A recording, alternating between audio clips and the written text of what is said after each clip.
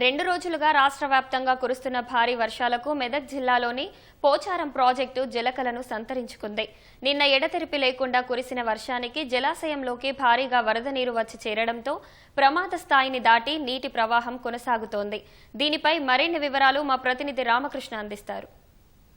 వర్షాలు దంచి కొడుతూనే ఉన్నాయి. ప్రస్తుతం అయితే నేను పోచారం ప్రాజెక్ట్ ఏదైతే ఉందో కామారెడ్డి అలాగే మెదక్ పరివాహక ప్రాంతంలోని ఈ సరిహద్దు ప్రాంతంలో ఉన్నటువంటి పోచారం ప్రాజెక్ట్ దగ్గర ఉన్నాను. అయితే ఈ పోచారం ప్రాజెక్టు నిన్నైతే మాత్రం ఉధృతంగా ప్రవహించింది. ఆ గేట్లు పైనుంచి కూడా నీరు వెళ్ళడం, పక్కనే ఒక గండి మాదిరిగా పడటం అయితే మాత్రం ఇక్కడ స్థానికుల్లో భయాందోళనకి గురి చేసింది. అదేవిధంగా నీటిపారుదల శాఖ సంబంధించిన అధికారులను కూడా ఒక ఎంతో భయానికి గురి చేసింది. ఈ నేపథ్యంలోనే అధికారులందరూ కూడా అప్రమత్తమై తగు చర్యలు తీసుకున్నారు.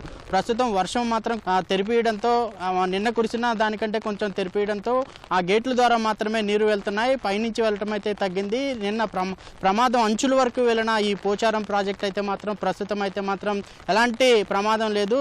ప్రస్తుతం అయితే మంచిగానే ఉందని చెప్పి నీటిపారుదల శాఖ మంత్రి ఉత్తమ్ కుమార్ రెడ్డి అయితే ప్రకటన చేసిన సందర్భంలోనే ప్రస్తుతం మన ప్రాజెక్ట్ దగ్గర చూస్తూ ఉన్నాం. నీరు కూడా ఒక మాదిరిగానే వెళ్తూ ఉన్నాయి.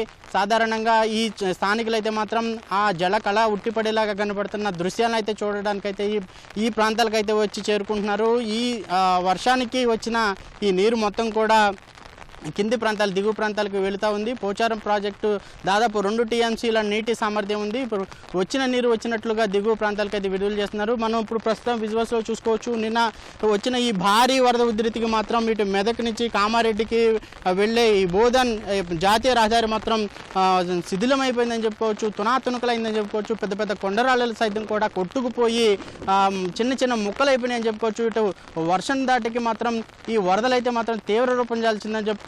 ఇక్కడ ట్రాన్స్ఫారం చూసుకోవచ్చు. ఒక విద్యుత్ నియంత్రిక ఏదైతే ఉందో అది కూడా కుప్పకూలిపోయిన పరిస్థితి. దాదాపు నిన్న సాయంత్రం నుంచి కూడా ఇప్పటి వరకు ఎలాంటి మరామతులు లేకపోవడంతో ఇక్కడికి వచ్చే అవకాశం కూడా లేక విద్యుత్ శాఖ అధికారులు మాత్రం చేతులు ఎత్తేశారని చెప్పుకోవచ్చు.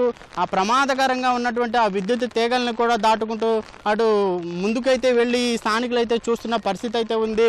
మొత్తంగా ఈ పరిసర ప్రాంతం మొత్తం కూడా ఒక భయానక వాతావరణం అయితే మాత్రం సృష్టిస్తున్నట్టు కనపడతా ఉంది. వర్షం కొంచెం వెలిసిన నేపథ్యంలో ప్రజలందరూ కూడా బయటకు వచ్చి ఇక్కడ చూస్తున్నారు.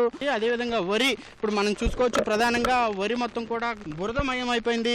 అదేవిధంగా ఇప్పుడు మన దగ్గర చూసుకున్నట్లయితే ఇక వరి మాత్రం కొట్టుకుపోయి ఈ మాదిరిగా మొత్తం మోకాటి ఎత్తు పెరిగిన వరి సైతం కూడా మొత్తం కూడా కొట్టుకుపోయి వేరే ప్రాంతాలకు వెళ్ళిపోయిన పరిస్థితి. అంటే ఇది దాదాపు భూమిలో ఒక అడుగు మేర లోపలికి వెళ్తుంది వేర్లు. దాంతో సైతం కూడా పెకలించుకొచ్చుకుని వేరే ప్రాంతాలకి కొట్టుకుపోయిందంటే వరద ఉధృతి ఏ విధంగా ఉందో అనేది కూడా స్పష్టం చేస్తున్న పరిస్థితి అయితే ఉంది.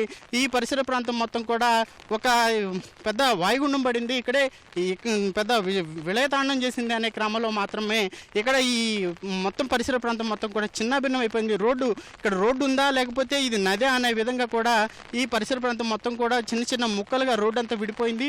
ఇక్కడ నుంచి కొట్టుకుపోయి వేరే ప్రాంతాలకైతే వెళ్ళిపోయిన పరిస్థితి అయితే ఉంది. పోచారం ప్రాజెక్టు మాత్రం ప్రస్తుతం అయితే నీరైతే మాత్రం ఒక మాదిరిగా వెళ్తున్నాయి. ఎలాంటి ప్రమాదం లేదని చెప్పి కూడా ఉత్తమ్ కుమార్ ప్రకటించిన పరిస్థితిలోనే ప్రస్తుతం అయితే ప్రాజెక్టు వద్ద జలకళ సంతరించిన నేపథ్యంలో స్థానికులు అయితే మాత్రం వచ్చి ఇక్కడికి ఆసక్తికరంగా విజువల్స్లు అయితే చూస్తూ ఉన్నారు. ఉమ్మడి మెదక్ జిల్లా వ్యాప్తంగా అయితే వర్షం అయితే కురుస్తూనే ఉంది.